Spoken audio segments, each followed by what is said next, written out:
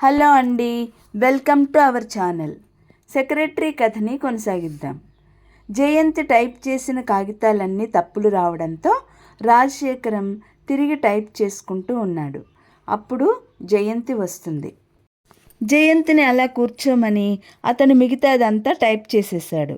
మధ్యలో అతన్ని ఆపి లెమ్మని, తను చెయ్యగలనని చెప్పాలని నరంలోనూ అనిపించినా జయంతి చెప్పలేకపోయింది. టైప్ చేయడం పూర్తయిపోయిన తర్వాత అతనే గబగబా కాగితాలు సరిగ్గా పెట్టుకున్నాడు. వెళ్ళిపోయే ముందు ఆగి వాచి చూసుకుంటూ, నాకు టైం అయిపోయింది, వెడతాను. ఈరోజు మీకెక్కువ పని లేకపోతే త్వరగా వెళ్ళిపోండి. నేను వెళ్ళగానే కారు మీకు పంపించేస్తాను అని చెప్పి వెళ్ళిపోయాడు. కూర్చున్న చోటనే అలాగే ఉండిపోయిన జయంతి 10 నిమిషాలు పోయిన తర్వాత నాయర్ టిఫిను కాఫీ తెచ్చి ఇచ్చాడు. జయంతికి ఎందుకో ఈరోజు సిగ్గుతో ప్రాణం పోతున్నట్టుగా ఉంది. తనిక్కడికి ఉద్యోగం చేయడానికి వస్తోందా, కాఫీ టిఫిన్ల కోసం వస్తోందా? నాయర్, రాత్రి అయ్యగారు ఎన్ని గంటలకు వచ్చారు? నాయర్ని అడిగింది టిఫిన్ ప్లేట్ తీసుకుని. 11:30 దాటిపోయింది. ఈ గదిలో ఎన్నింటి వరకు ఉన్నారు? 2 గంటల వరకు. 2 అని నీకెలా తెలుసు? 1 గంటకి టీ కలిపి తెమ్మంటే తెచ్చి ఇచ్చాను. జయంతి కాఫీ కప్పు చేతిలోకి తీసుకుంటుండగా ఈసారి నాయరే చెప్పాడు. రాగానే మిమ్మల్ని గురించి అడిగారు. ఏమని? ఎన్ని గంటలకు వెళ్ళిపోయారని. ఏమని చెప్పావు? 6 గంటలకి శివరాం రాగానే ఇద్దరూ కలిసి వెళ్ళిపోయారని చెప్పాను. నాయర్ కప్పులు ప్లేట్లు తీసుకొని వెళ్ళిపోయాడు. జయంతి మొహం ఎర్రబడింది. చిచ్చి అనుకుంది. ఆ రోజు ఉదయం అప్పుడే వచ్చి గదిలో కూర్చుని పోస్టు చూసుకుంటోంది జయంతి. శేఖరం ఊరు వెళ్ళి దాదాపు వారం రోజులైంది. మరో 4 రోజుల వరకు రాలేనని నిన్ననే ఉత్తరం వచ్చింది. చేయవలసిన పని కూడా ఏమంతగా లేదు. పోస్టులో వచ్చిన టపా కూడా చాలా కొద్దిగానే ఉంది. అందులో 1-2 ఉత్తరాలు తప్పిస్తే మిగతావన్నీ శేఖరం తను స్వయంగా జవాబులు ఇవ్వవలసినవే. ఉన్న పనేదో అరగంటలో ముగించేసుకున్న జయంతి ఆ రోజు పోస్టులో పత్రికలు ముందు వేసుకుని బొమ్మలు చూడసాగింది. శేఖరం పేరు మీద ఫారిన్ నుంచి అనేక రకాల మ్యాగజైన్స్ వస్తాయి. ఆ పత్రికలనన్నింటినీ జయంతి బొమ్మలు చూసి పక్కన పెడుతూ ఉంటుంది. ఇన్ని పనులున్నా ఈ పత్రికలన్నీ చదివేందుకు టైం ఎక్కడ లభ్యమవుతుందో అర్థం కాదు. చేతిలో ఉన్న పత్రిక చూడడం అయిపోవడంతో దాన్ని పక్కన పడేసి లేచి కిటికీ దగ్గరికి వచ్చి నిలబడింది. బయట ఎంత అందంగా ఉంది. శేఖరం ఇంటికి 4 వైపులా విశాలంగా ఆవరణ ఉంది.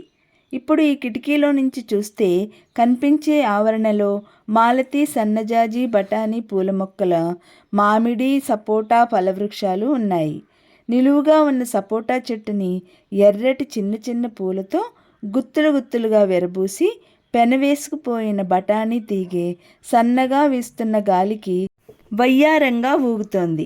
జయంతికెందుకో పరీక్షగా ఆ చెట్టు వైపు చూస్తే మనుషులు కూడా అంతే, ఆధారం ఉంటే పైకి రాగలరు. జయంతికి హఠాత్తుగా తన జీవితం అంతా వృధా అన్నట్టు, పొందవలసింది ఇంకేదీ లేదన్నట్టు అనిపించసాగింది. ఏముంటుంది తనకి? ఇలా ఎక్కడో అక్కడ ఉద్యోగం చేస్తూ ఉంటుంది. రోజులు గడిచిపోతుంటాయి. వయసు మళ్ళీపోయే లోపల ఎవరో ఒకరు పెళ్లి చేసుకుంటారు, పిల్లలు పుడతారు. అప్పుడు ఈ ఆలోచనలకు కూడా అవకాశం ఉండదేమో. అయిపోతోంది జీవితం కాస్త. ముసలమ్మలా మారిపోయి నెరిసిపోయిన జుట్టుతో, లావుగా మారిన శరీరంతో సంతానాన్ని గురించి, మనుషుల గురించి కబుర్లు చెప్పుకోవాలి. ఆ బఠానీ తీగను చూస్తే ఇక్కడి నుంచి కంటికి ఎంత బాగా ఆహ్లాదకరంగా కనిపిస్తోంది. అందుకే కాబోసు శేఖరం మాటిమాటికి కిటికీ దగ్గరికి వెళ్ళి నిలబడుతూ ఉంటాడు అనుకుంది. శేఖరం అంటే మళ్ళీ ఇంకొక విధంగా ఆలోచనలు గుర్తొస్తాయి. ఈ ఉద్యోగంలో చేరేటప్పుడు ఇది చాలా తాత్కాలికం అని, ఇంకో ఉద్యోగం వెంటనే చూసుకునేదాకా మాత్రమే అనుకుంది. అసలు ఆ విషయం ఈ మధ్య తను మరీ బొత్తిగా మర్చిపోతోంది. హలో!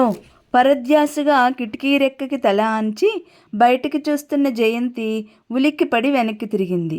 ఎదురుగుండా శివరాం ఒక్కడే కాదు, వెనకెవరో చాలామంది ఉన్నారు. రండి లోపలికి అంతా, శివరాం వెనక్కి తిరిగి పిలిచాడు. 1/2 డజను అమ్మాయిల బృందం లోపలికి వచ్చింది.